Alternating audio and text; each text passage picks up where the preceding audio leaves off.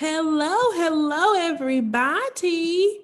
We are live on Facebook. Tonight, we are talking about toxic relationships. We're going to be talking about identifying those relationships, confronting it, leaving it. If you're tuning in, please go ahead and like this video, share this video, and let us know that you're watching in the comments below. I want to be able to shout you out. If you're tuning in, please go ahead and like this video.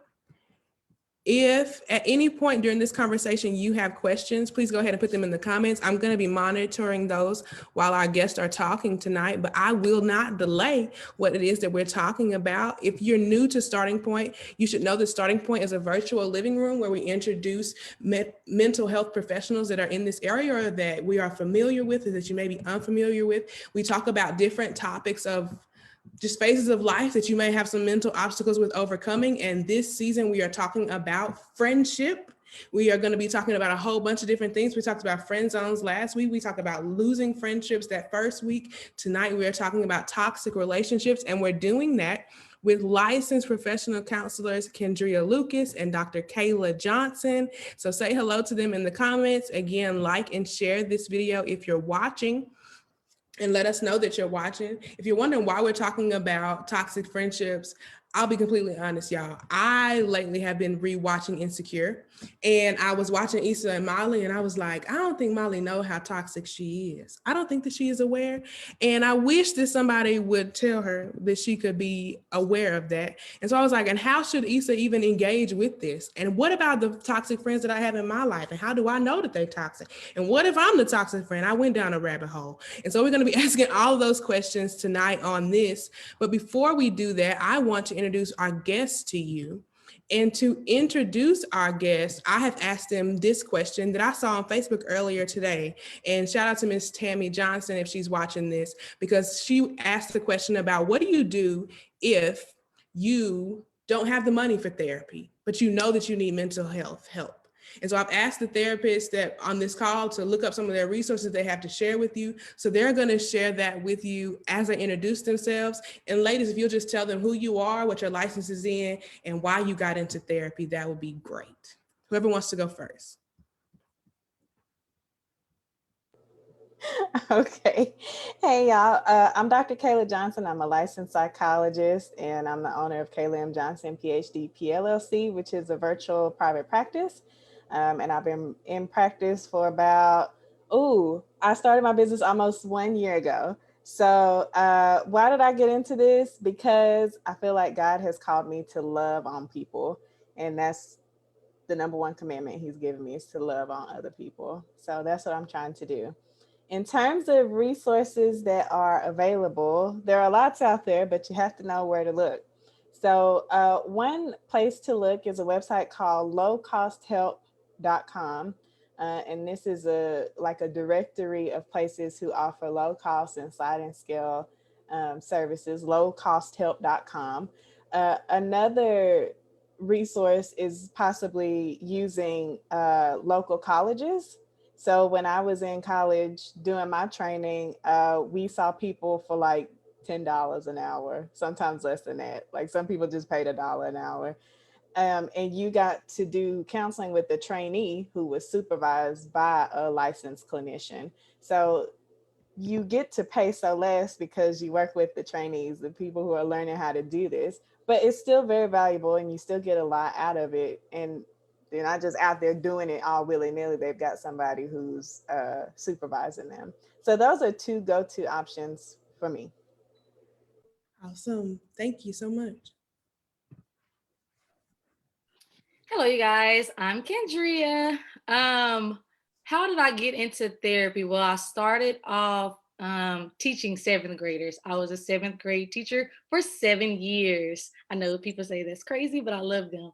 I was kind of that go-to teacher. The kids would come to me with their, of course, grades, but also not academic, social and emotional issues. And it just pulled me towards counseling. And I thought I was going to be a school counselor, but I gravitated to clinical counseling. Been working in clinical counseling for 3 years now. I'm going on. While I was working in clinical counseling, I started doing couples, families, fell in love with systems, and now I'm going for my PhD in family therapy. So yeah, like Kayla said, she listed some good resources. I would also just add, there is a website that I love to tell people about. It's called psychologytoday.com. If you go on that website, you can search counselors based off of your needs, whether it's family needs, needs for depression, anxiety, and also if you have insurance, it'll tell you if that clinician takes that insurance. And some of those, if you don't have insurance, those counselors may have a sliding scale. So just like Kayla said, there were some therapists that, pay little to none. On that, you can see what therapists will be able to work with you on what you can pay. Also, in whatever job you're working with, check and see if they offer, because a lot of corporations offer like 3 to 5 free sessions. So I would check with your employer to see if that's an option as well. Dope. Well, I'm so excited to have these ladies on with us today. Again, if you are watching, let us know that you're watching in the comments below. I see Miss Gentry is on. I see Cambry is on. I see Shanice is on, and we're so glad to have you. Go ahead and like this video, share this video, because we want to share the knowledge that we're going to be getting tonight. And the first question that I have for you ladies is, because we're going to be talking about toxic friendships if you're just tuning in, is where do you learn about friendship? Like, I want to take it all the way back. What are the beginning stages of friendship? Where do people learn about friendship? And if you want to share, can you tell me about your first friend and how that happened? All right. So I'll take it, Dr. Kayla. You learn friendship with the same way you learn how to be in any type of relationship. So a friendship is a type of relationship. We grow up from childhood watching our parents, watching how they communicate and how they act with each other, watching our families, whether they be aunts, uncles, and we see how they interact when there's conflict. We see how they interact when there is any type of worry or anxiety, and that's how we learn how to cope with those type of things. So we just, as children, we mimic those behaviors, and we take those behaviors into our adult relationships, and friendship just happens to be one of those. Thank you. Kayla, you have anything to add? Amen to all of that.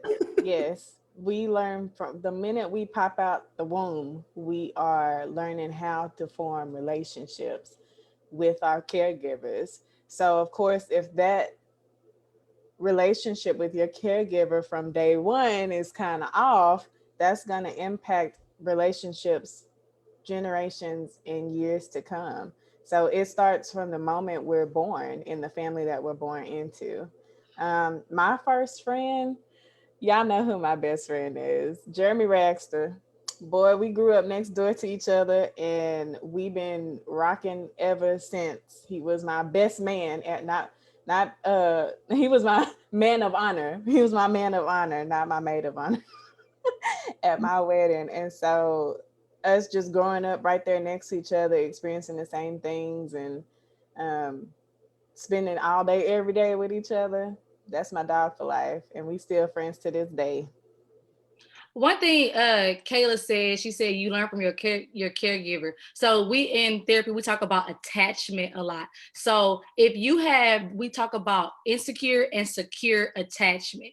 And so basically what that means is if you have a caregiver that is meeting your needs, like, so if you're a baby and you're crying and your caregiver comes to, check up on you and see if you're okay, or you have a caregiver that lets you cry and neglects you, doesn't have you like on a feeding schedule, feeds you, it's in and out, you never know what you're going to get. You never, when you're young, you don't know that you are creating those type of bonds. Yeah. And you're taking that. So now as you get older and you form relationships, you don't know why you're always dependent on someone. You don't know why you're always worried if someone's going to leave or come back, because that started from childhood.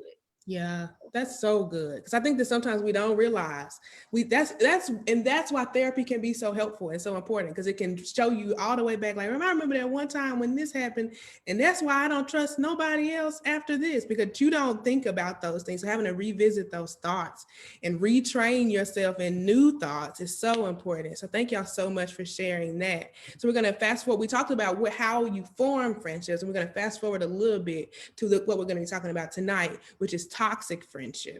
So how do you identify, like, how would you define what it means to be in a toxic friendship? How do you know that your friendship is even toxic? So you sent us this question, and I had to type it out.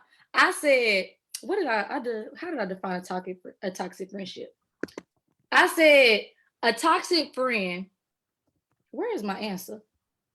Anyway, I'm gonna go with my mind. A toxic friend is someone who brings constant conflict in your life, constant conflict and negativity in your life.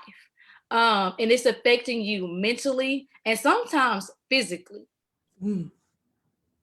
That's a toxic friend.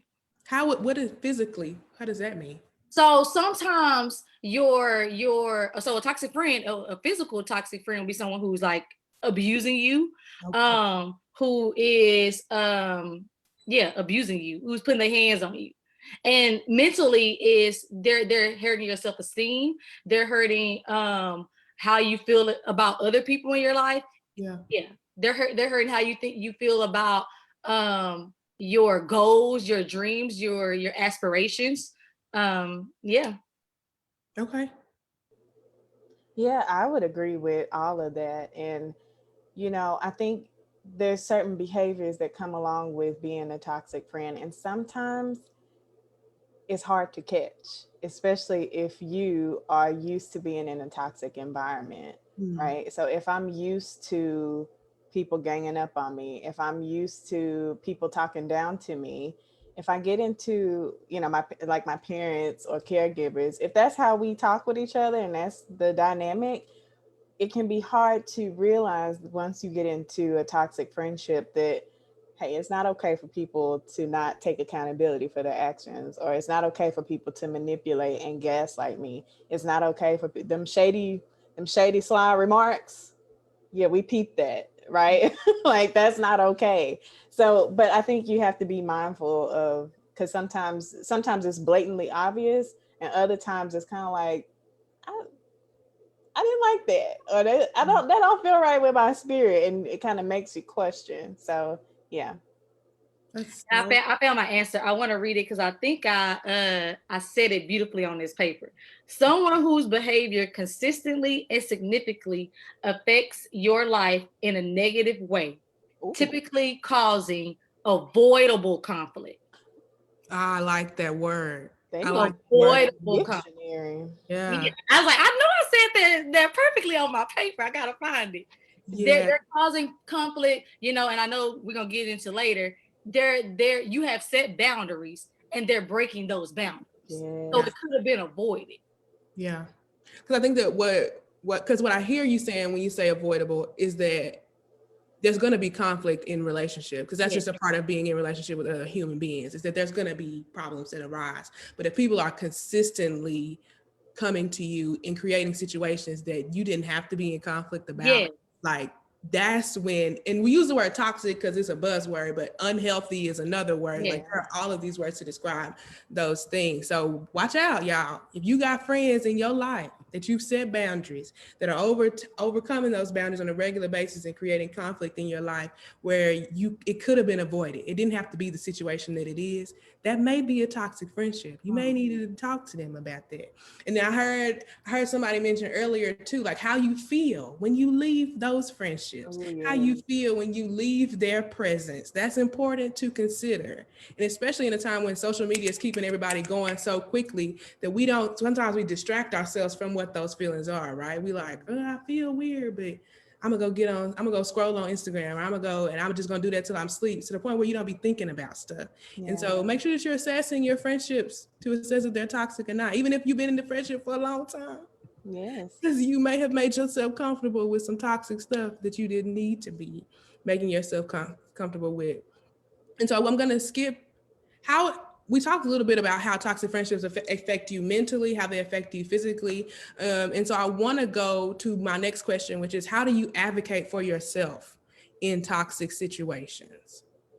That's a girl. Let me talk to the audience real quick because I need help, y'all. I do not know I'll be struggling. So help us. How do you advocate for yourself in toxic situations? I feel. Are you waiting on the? No, yeah, go ahead. Oh, I thought she was waiting on the audience because I can't see the people on your screen. I think that the way you advocate for yourself is first having boundaries and using those boundaries. You know, a boundary doesn't work if you don't enforce it. And so a lot of people will test the limit. If you say, so, okay, what's a boundary that I might have? I'm not gonna cuss you out. I'm not going to cuss you out and disrespect you in that way. If I have an issue with you, I'm going to come to you and I'm going to, verbalize my feelings and clearly state, try not to use accusatory language, try not to attack you in my presentation. And so I'm doing that. And my boundary is I want you to respect me and speak to me the same way. Yeah. And so once a person starts crossing that boundary, hey, we can't have this conversation right now. Maybe you need to cool off and we can come back later, And no, I want to have this now. That's the boundary. No, I'm not going to have this because I'm not going to allow you to talk to me this way because a boundary is for me. If I allow you to talk to me this way, it's not going to hurt you. It's going to hurt me. People get so upset with boundaries, like why you can't go out at 10, because if I go out at 10, I won't do my homework, then I will fail this class. It ain't got nothing to do with you. You're boring, you're lame. No, I'm trying to do this for me. These are my boundaries. If I allow you to talk to me this way, I'm going to be upset. Then I may be having a call in for work because I'm so mad and I can't go to work because I'm still thinking about this conversation. That's real. We get that mad that we think about stuff for 3 or 4 days, and I don't want to think about stuff for 3 or 4 days because I got other stuff I got to think about. Right. Yeah, that's good. You preaching. The boundary is not for you. The boundaries, because people will, especially as somebody that has struggled, because I'm coming out, y'all, with people pleasing and wanting to be a people pleaser to people, that when you present your boundary, it can be like, why are you doing that to me? But me though, you don't got to do, and you'll be like, oh, but I guess I love people. I don't want to do that but it's like, but the boundary isn't for you. So you making it about yourself is the problem in the first place. And we have to sit down and create our boundaries.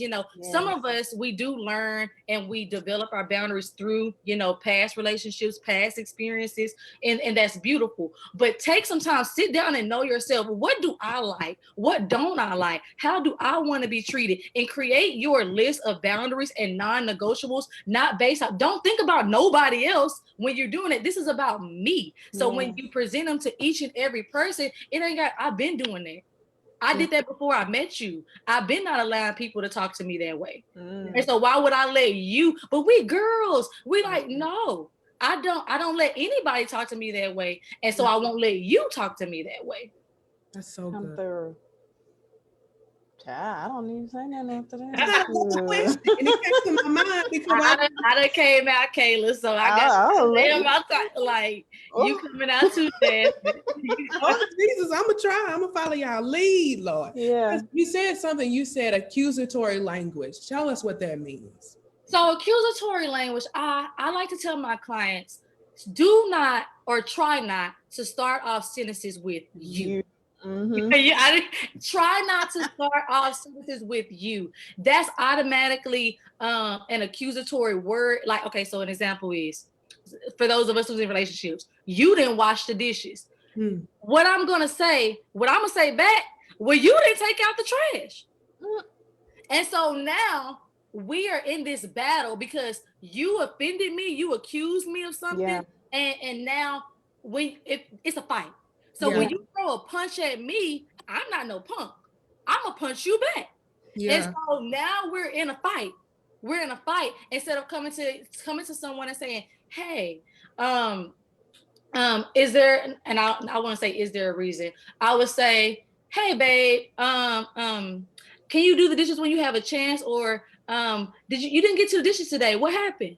Instead of you didn't do the dishes, you don't know why I didn't do the dishes. I could have been feeding your child. I could have been like paying these bills. I could have been doing something, and now you attack me, and I could have been doing all that, or I might have just had a really bad day because we had really bad days and I didn't feel like it. And now you coming at me like this, you're adding fuel to the fire. And now I'm gonna come at you because I've been ready to fight because I want to fight my coworker. Now I'm coming back and I'm taking that out on you because you the one who talk about some you this. Well, let me tell you about you. Yeah. Right. So try not so taking that into, that was a relationship example, taking that into friendships, not accusing your friends, because sometimes, okay, your friend didn't answer your phone call. Oh, that's your friend didn't answer your phone call. You needed her. You were having a bad day at work. You wanted to call her and vent. She didn't answer your phone, but here, let's take it into today's time. You see her on Facebook, you see her on Instagram, and she ignoring me. She's doing this. She know when I call, she needs to answer. Whatever you may be thinking. First of all, you really don't know what happened and why she didn't answer your phone call. These iPhones be messing up all the time, and I don't be getting people's phone calls. I don't be getting people texts. And so maybe I didn't get it. Maybe I did, and I'm human. I forgot. Maybe I forgot to log off of Instagram and it's still showing up on your screen, but I'm really not on there. Right. You don't know that. So if you text me and you call me and you talking about something, why you ain't answer my call? Are you too busy to do this? You too busy to do that? You always ignore me. That's accusatory language. You don't know what's going on in my life. So don't speak on what you don't know. Woo. They in the comments talking about speak, sis. Because you out here. You are in our business today, and I appreciate it. Oh my God. Kayla, do you have anything to add about advocating for yourself in toxic situations, about accusatory language, any of those things? Yeah, I think at the base of it, in order for you to advocate for yourself, you have to feel like you deserve to advocate for yourself. So many times I've seen people who were in therapy and were working on stuff, and they don't feel like they have a right to speak up for themselves, right? I don't want to say nothing because I don't want to hurt their feelings. Or on a subconscious level, I don't want to say nothing because I'm afraid that if I do say something, this person will abandon me. It's like, so you don't have the self-confidence and self-esteem on your own to say these things out loud because you're afraid that, one, you're gonna hurt somebody's feeling, two, somebody gonna walk away, three, they gonna think something bad about you. But like Andrea was saying, okay, the boundary is for me, right? And I can't walk around people pleasing everybody because I'll be shape shifting all day long because what pleases you don't please the next person, and I lose sight of myself. So I think at the end of the day, before you can even open your mouth to advocate, you have to believe that you're worth that. And you have to have the self-esteem to know that, okay, I'm worthy of more than this. I'm worthy of a healthy relationship, a healthy friendship. I'm worthy of reciprocation. I'm worthy of good communication. But if you don't feel that way, more than likely you won't say much, and people just tend to take advantage of that. That's so good. I'm gonna let it breathe because that's so good. Because I know that there are a lot of people that walk around with like core beliefs like that they're not good enough, like that they don't believe in themselves. Like those are things that don't even feel like it's outside of you. It feels like it's your identity. And so if those are the places that you operating from, and by some people, I mean Jasmine Renee Stoker that is really trying. And if those are the places that you are operating from, then you end up in situations just letting people walk over you, just letting people, and I say that from personal experience, like just letting people thinking that, oh, well, they talk to me like that, but it's okay because they was just having a bad day. And it's okay because, well, I did this. And like, if you don't set those boundaries for yourself, and if you don't advocate for yourself, and if you don't have your own self-esteem, you just end up in a position that's just constantly like, it'll break you eventually. Yeah. Because you'll eventually just be like, okay, I don't even know what to do with myself. And okay, come back so we can focus on what we're talking about, because I will talk about myself. And we need not do that today. But what advice would you give, or what would you say to somebody that is wrestling with advocating for themselves?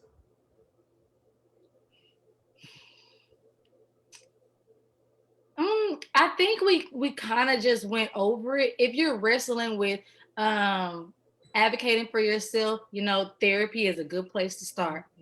Go and talk to someone about those issues, because we don't know where that self-esteem or their lack of self-esteem stems from. We talked a little bit earlier about attachment and childhood experiences with parents, but not only of parents, it can be in past relationships, friendships, work environment relationships, things like that. Where does that lack of self-esteem stem from? And understanding where it comes from can help you process it and get rid of it. And that way you can, start advocating for yourself. Yeah. And set those boundaries and knowing your needs and knowing your non-negotiables. Yeah. I agree. Talking to someone can be helpful because sometimes we may not know how to communicate, right? Because sometimes people are toxic, but we can be toxic too. Or sometimes we don't really know how to have a proper conversation. So, or we don't know how to express, right? We use that accusatory language because no one ever taught us how to use I statements. No one ever taught us how to share feelings, but instead we grew up watching accusatory language and we grew up watching fighting and arguing. So we may not know how to do, and that takes some unlearning, right? Because if that's how I'm used to seeing and us interacting, it's hard for me to break that and bust out talking about, hey, I feel really upset when you don't watch it. Like that's like a foreign language. So you need someone to help you kind of work through that and practice that. And just piggybacking off of what Kayla said, we don't know how to express our feelings. One feeling that we kind of gravitate to is anger. And what a lot of people don't recognize is anger is a secondary emotion. Anger comes after your primary emotion wasn't validated or listened to. So what that means is your friend may have disappointed you because they said that they were going to come to your graduation, they were going to do something, they were going to watch your kid, they were going to bake you a cake for your birthday, whatever. They didn't come through, and they disappointed you because you were looking forward to that. And sometimes we don't know how to tune in to that feeling of disappointment, or maybe in the past we showed disappointment and it wasn't validated, and so now we go straight to anger. I'm mad because you didn't recognize that I was disappointed. And we all know how to be angry. We know how to be angry. We know how to cuss. We know how to fight. We know how to punch walls, but we don't know that anger is a punishment for is punishment to yourself for somebody else's wrongdoing. You got all the things to say. So you're punishing yourself. You're hitting, you're doing this, and then again, you don't know why that person may not have been able to do that. And again, being able to say, "Hey, I was disappointed," and they can hear that and they can recognize that, hey, they're disappointed. They was counting on me, even though something major happened in my life. I recognize that I disappointed them, and I can validate that. You know what? I never meant to disappoint you. I totally forgot, and that's my bad. I'm sorry, and what can I do to make it up? Or, I'm sorry, I'll do this. However you receive an apology, they can do that.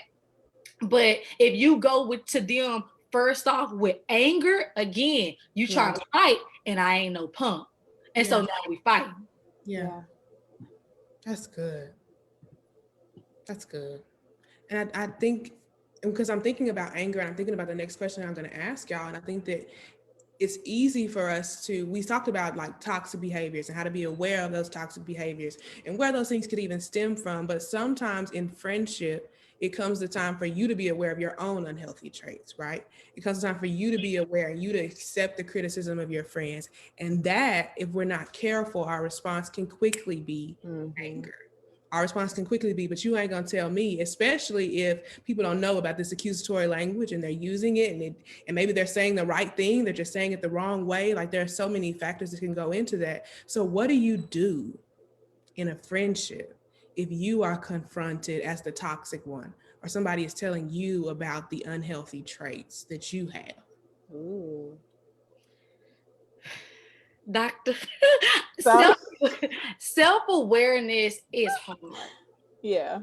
It's just hard.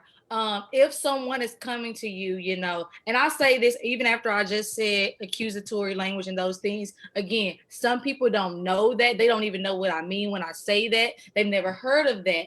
And so when someone, if you can identify feeling words, I always tell people, even through the mess, listen for a feeling word, whether that be like disappointment, anger, even though anger is primarily a secondary emotion, it can come first.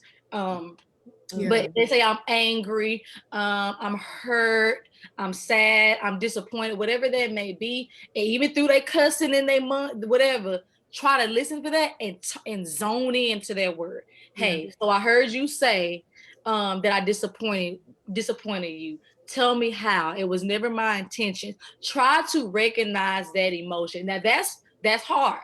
That's hard because again, if someone's, you know, yelling and doing those different things and coming at you in a way that you don't like, naturally you want to defend yourself, but try to hear what they're saying, or you know, ask questions. I don't understand what you mean by that. You know, what I don't, you know, sometimes Help me understand. Yeah, help me understand. And don't be like, help me understand. It's all in your tone and your delivery. Like, I really don't know why you were upset.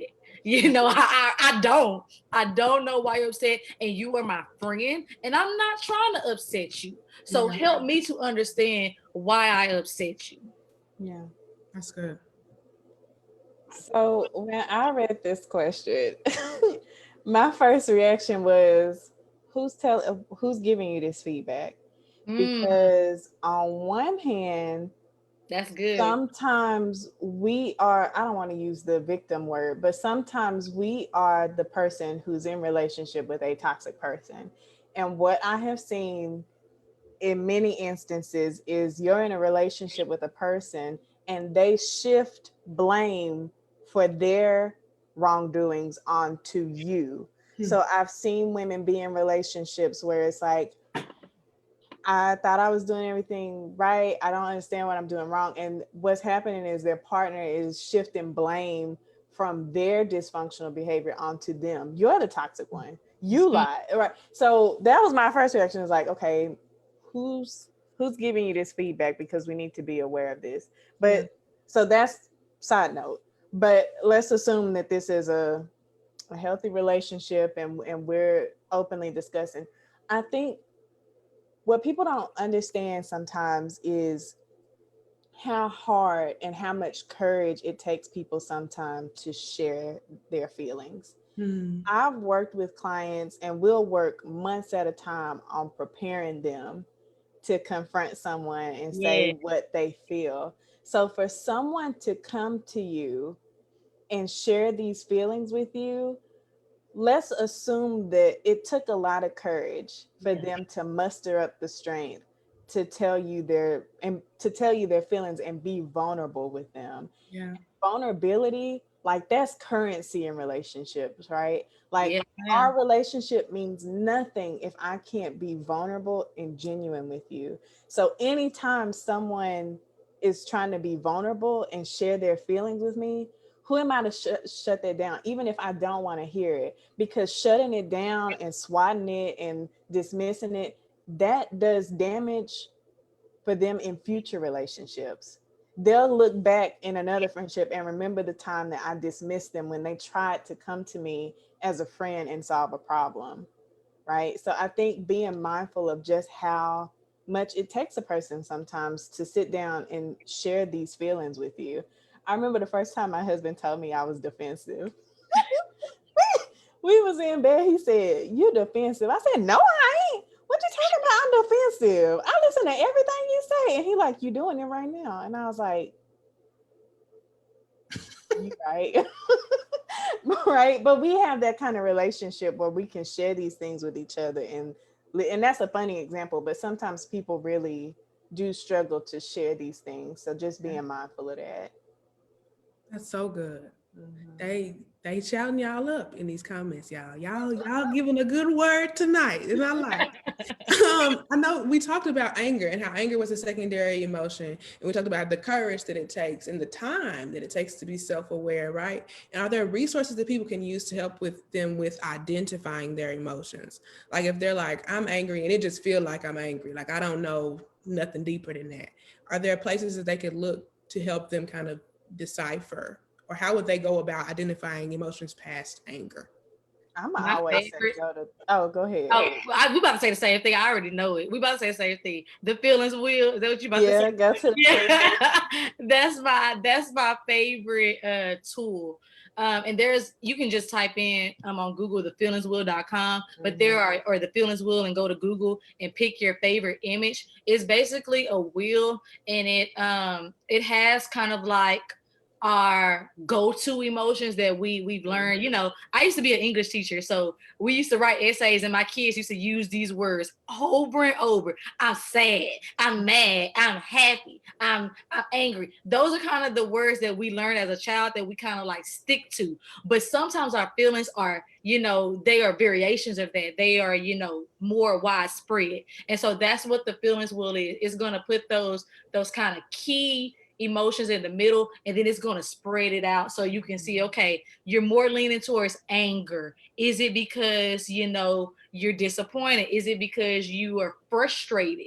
And it's going to give you those other words that but you just may not typically use in an argument to express your feelings. And I keep that beside me. And I use it all the time. Even like Kayla said, in my relationships, like I get like, how am I feeling? I'm feeling neglected. I'm feeling neglected. And when they hear those words, it's like neglected. And I'm like, yeah, I'm feeling neglected. Where you been? And they're like, I wouldn't know I was neglecting you. Let me come over and give you a hug. And so, yeah. I love that tool. And then too, I think I'm gonna always go back to talk to a therapist, because sometimes what we're feeling is so trapped underneath that so sometimes I see clients and it's like they only happy and angry. Them they only two emotions that they know. But really what's underneath that and what's tucked away is sadness, disappointment, hurt. But sometimes people don't want to acknowledge that or bring that up because they're afraid that it'll just, I use the analogy of a suitcase. Their suitcase is so stuffed with things and feelings and sadness and disappointment and hurt, and they zip it up and is like stuff is like the seams are ripping and stuff like that. And so people only feel comfortable pulling out those top layer emotions, happiness and anger, and to ask them to acknowledge something deeper than that, like sadness or hurt. Sometimes people have trouble accessing that because they've packed it down for years. Because I don't want to feel sad, because if I feel sad, then that's going to cause me to go back into a depressive episode. Or if I acknowledge the hurt that I felt, that's going to cause me to, they have these irrational fears that it's going to cause me to sink deeper, when really unpacking that suitcase really provides a lot of relief instead. Or it's even when you start to unpack it, it's like, well, I'm weak. Yes. I start to feel these feelings like, nah, I don't want that. Yeah. That's so good. So we talk about feelings, we talk about identifying those feelings, and we're talking about how to take that criticism if you are in that friendship. I think that you asked a good question, Kayla. You said, who is telling you that? That's something that you got to consider in those things. Be able to take criticism, but know when that criticism is real, and when that criticism is just a defense for them, for you getting off of them. That's good. And so here's another question that I have for y'all, because we touched on boundaries a little bit earlier, but I would like to dive deeper in that with y'all, if y'all will with me. Because I know that boundaries can be a foreign concept for people. So what does boundaries look like in a friendship? Are there any generic boundaries that you can give somebody that's like, start with this and then create from there for your own self? Or what does it even look like within a friendship to have boundaries? I'm gonna start with this, it's kind of my answer is gonna kind of lead into boundaries. So first of all, everybody is not your friend. We have toxic friends, because their season in our life as a friend is over. Yeah. I heard a sermon once, and I wish I could remember who the pastor was, but he defined our friends or our friendship levels. We have 3 different types, and it is so good. We have people in our life who are called fans. We have people in our life, let me pull it up. We have people in our life who are called followers, and we have people in our life who are called friends. So bear with me. So fans. Yes, teach us something. Fans are what we see all the time. Nicki Minaj has friends, Drake has fans, Beyonce has fans. Now, what do we know? And we are fans, think of your favorite artist, your favorite movie star. We're fans. Michael B. Jordan, I'm a big fan. My fiance gonna kill me. But so fans are people who typically are cheering for you when you got that lead role, that you're doing good, you got the hottest song out, you're a fan. But what is so prominent today, Kayla, and on Instagram and on social media? Cancel culture. Okay. So a fan is a person who, once you make one mistake, once you're not on top, once you're not you're not the coolest person to hang out with, you're not that person, they are on to the next. They are going to cancel you, and they are on to the next person. Yeah. Their only ability is to cheer you on when you are doing good. Those are those people like who, girl, I just saw you graduated, congratulations, girl, you just did that, da, da, da. But when something tragic happens in your life, where are they? No support. No support. Look at where are they? But let me tell you this, Jasmine. I like fans. I love being on Facebook on my birthday and getting happy birthday from people who I ain't spoke to in years. I like that. I don't think there's nothing wrong with a fan. The problem is, do you know that they are a fan? Are you treating your fans like your friends? I don't expect those people who are saying happy birthday to me, who I don't speak to on an everyday basis, to be at my house when something bad happens. I'm gonna make you the main picture. Hold on, we're gonna take ourselves off, Kayla, because I feel like you need to tell the people something. Let me make you the speaker for today. Y'all, I don't remember who I got it from, so I'm just copying the sermon. This is not my stuff. I just take it. But So is that a friend or is that a fan? Now a follower, we've all been a follower or have followers. Followers are a little different. Followers are people who were with you in a different season of your life.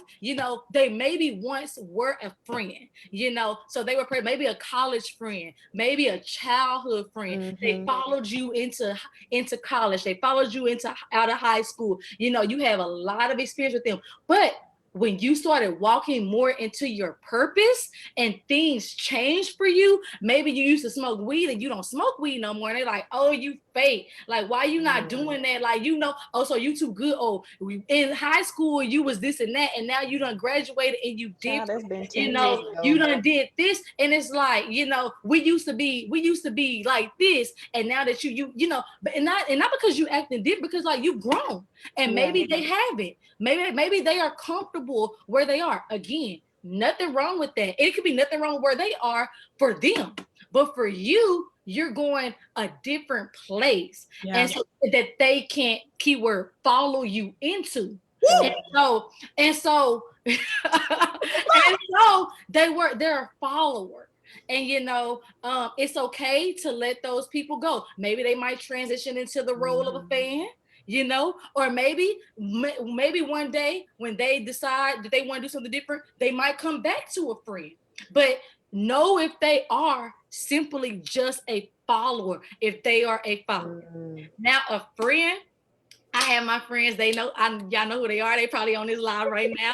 I call them my accountability partners. So my friends, a friend is a person who is going to fight for you. If they see, so your friends should know what your goals are, what your values are. You guys should share similar values and similar ideals, And so when they see, I've had my friends in my seasons who fought for me, fought against me, fought beside me. If they say, Kendria, that ain't what you said you wanted to do, or you said you wanted to work out, or you not working out.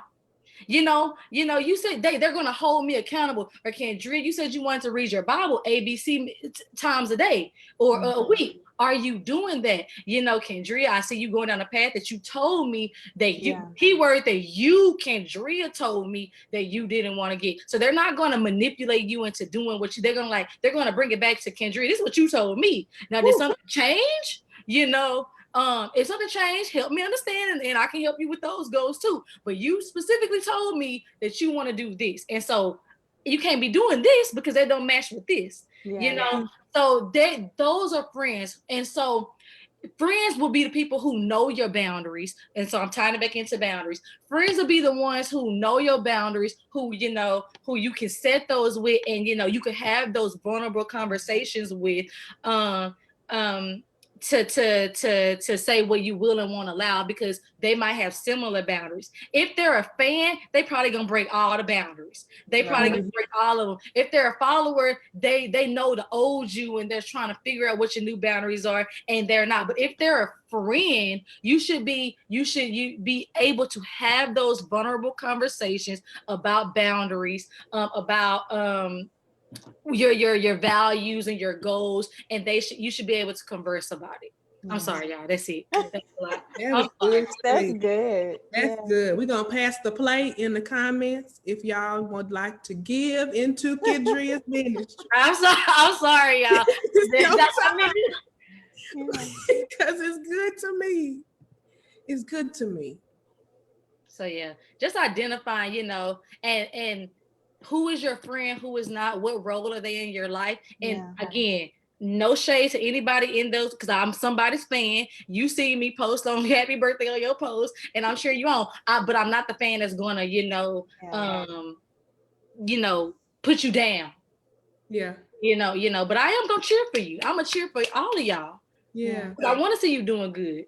I think that's important too, is to know that there's no hurt feelings in any of those places. It's just for you to know where people are located. Yes. And I don't go around telling people I'm a fan or you a fan.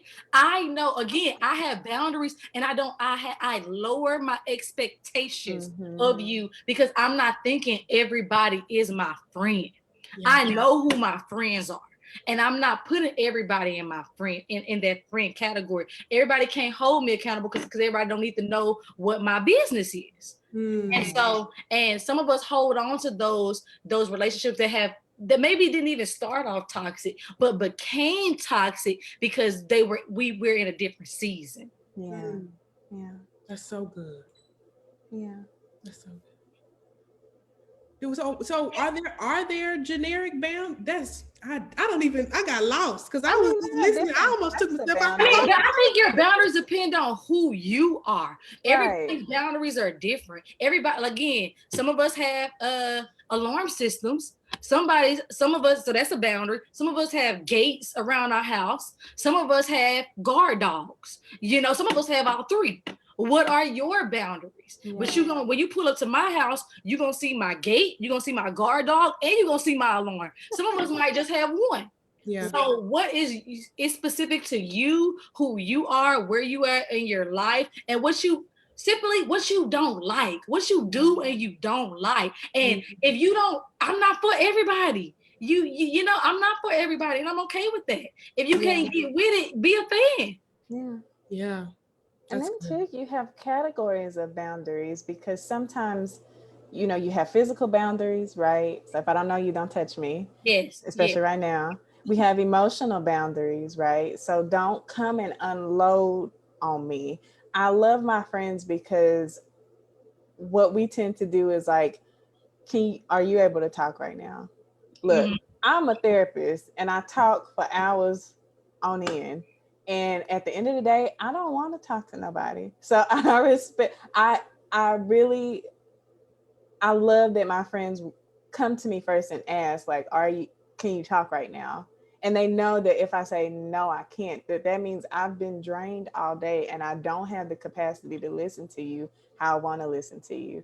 Right. We have material boundaries, money, Mm. using my car, right? Don't come to me asking for money and using my car if you a fan or a follower, because I'm be like, I don't know you, right? We Yeah. have time boundaries. Time is so valuable. I'm not going to go out of my way for a fan or a follower, but if one of my friends calls me and needs some of my time and I'm able to give it, I will. And I think that's the other thing is like you have to know yourself before you can identify boundaries, right? Because I know that I'm introverted. I don't talk a whole lot. I'm a boundaried person. I stay in my house, right? I don't go out like I don't like going all out and stuff and doing all that every once in a while. Yeah, but I know myself enough to say like, hey, when my social battery is tapped, that's it. I'm done. I ain't talking to nobody. I'll text you, but talking on the phone, no. So I think it comes with knowing yourself.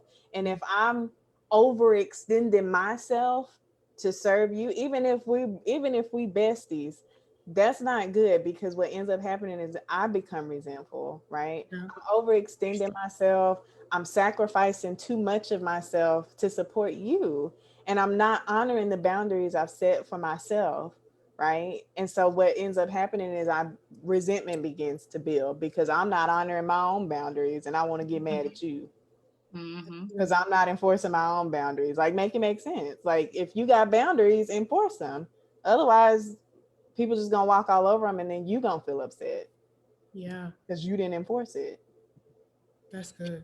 Two other boundaries, Kayla, spiritual and Ooh. intellectual boundaries. You know, especially, you know, in today's culture, we all have our own beliefs, but you know, in your friendships, whether you have friendships with people with different beliefs, your boundaries are, this is my belief, this is what Yes. I believe, and protect that. You know, protect your intellect and how you think and how you feel, and don't let, you know, different friends and different people come in and, you know, and disrespect that. So I Right. just want to add on, but yeah, all those was good. Absolutely. Thank y'all. Y'all dropping gems today. It's blessing my heart. It's a question in the comments that Mitra asked. She said, how do you draw the line between protecting your peace boundaries and just cutting people off? I will go back to Mitra. Hey girl, I would go back to try those three categories that I spoke of. You know, really evaluating that friendship. Are they a fan? Are they a follower? They used to be a friend, or are they a friend? You again, the behavioral things that I pointed out. Try to see if they fit in those categories. And again, cutting them off may mean just in your mind putting them in a different category. I'm going to only, for me and my sanity, we are better when we always just only cheer for each other. I can't go on vacations with you.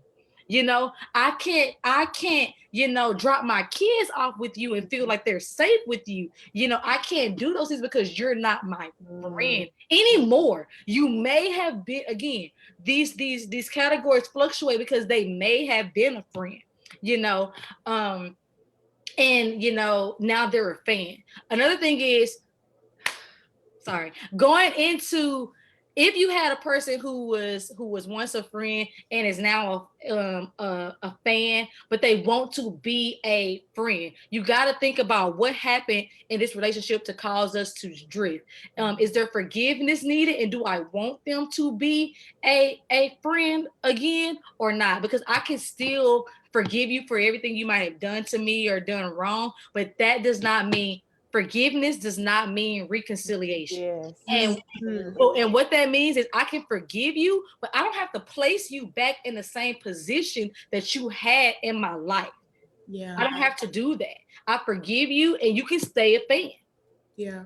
So I would say and that will help you to determine, like, is it time for me to like move this person to another spot, or AKA cut them off?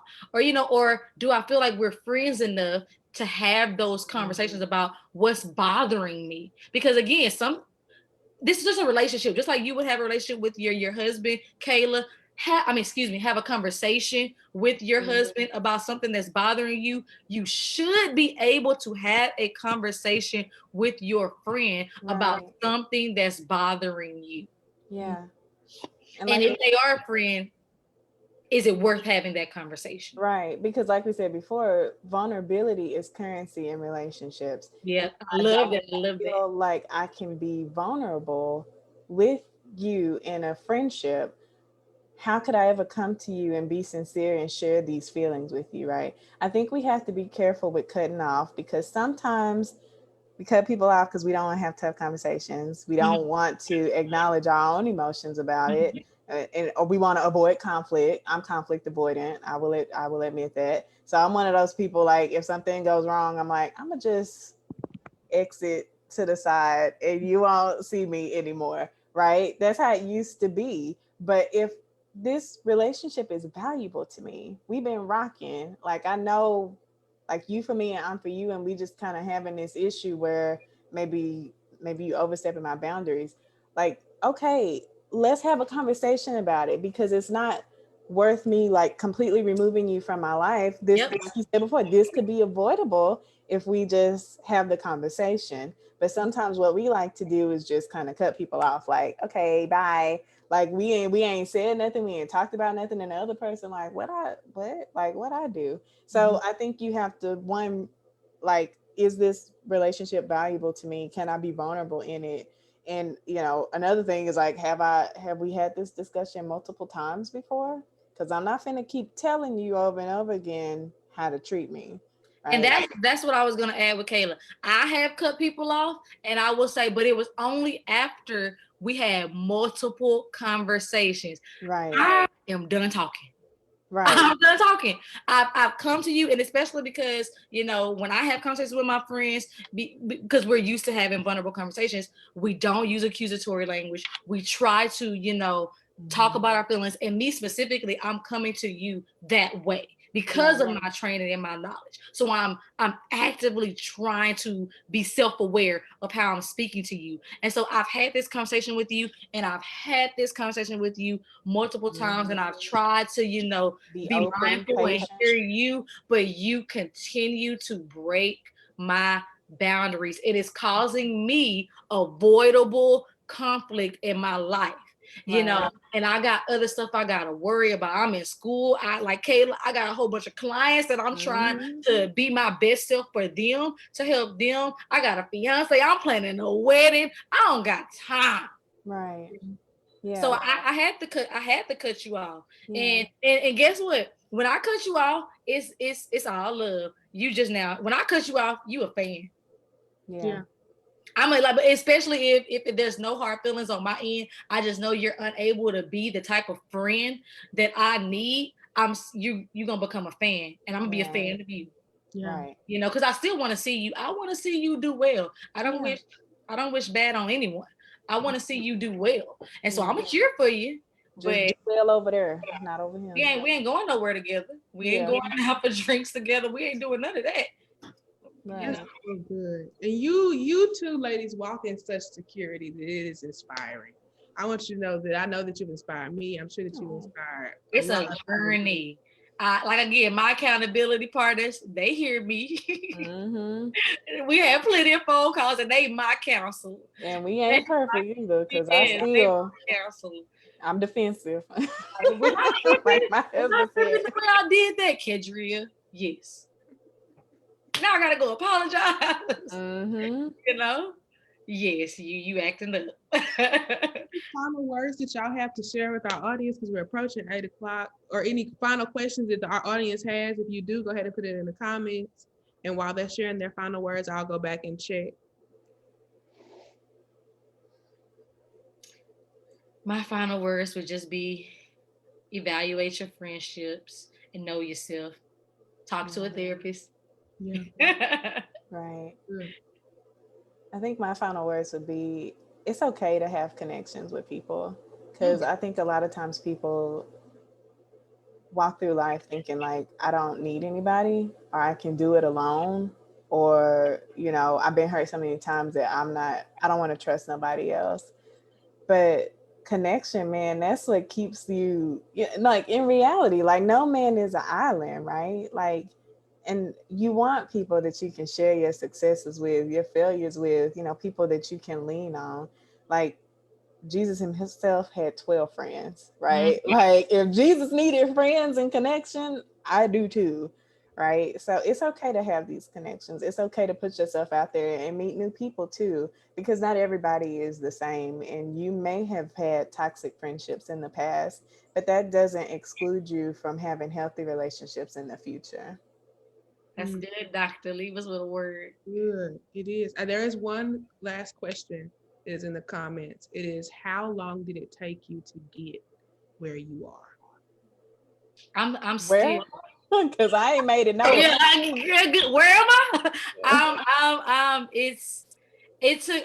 Okay, so I'm a therapist and I go to therapy. I've gone to therapy, so I've unpacked my own trauma, my own um, issues in relationships and where they've stemmed from, and so I've just learned through that process, and what I'm doing in my work with my clients every day, to know myself, to know myself and know my needs and wants. And it's still a journey. Like Kayla said, I have my people who are there with me to help me on my journey.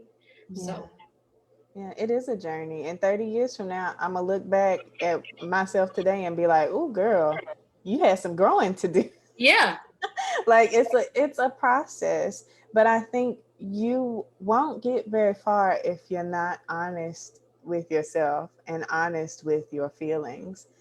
That will keep you stuck, right? Like, I'm not claiming to be there or perfect, because I have my own unresolved things that I'm working through still and will continue to work through, because life happens and other things will happen on down the line that I need to process. So, but being honest with where you are and what you feel, that's the gas to get you where you're going on the journey. Come on with the analogies. That's I like analogies. Cool. So if you want to follow these ladies, they have added their Instagram handle to their picture, so you can go ahead and follow them. I'm scrolling above it so that you can get those. You want to follow them because they're amazing. And that's all we got tonight. That's all she wrote, as my daddy would say. I thank y'all so much for tuning in tonight, and I hope that you'll watch us again next week. Yeah. Thank you, Jasmine, for having us. Yes, thank you for having us on. This blessed me, y'all. It did. It did. And I will see y'all next week. Bye, everybody. Bye. Bye.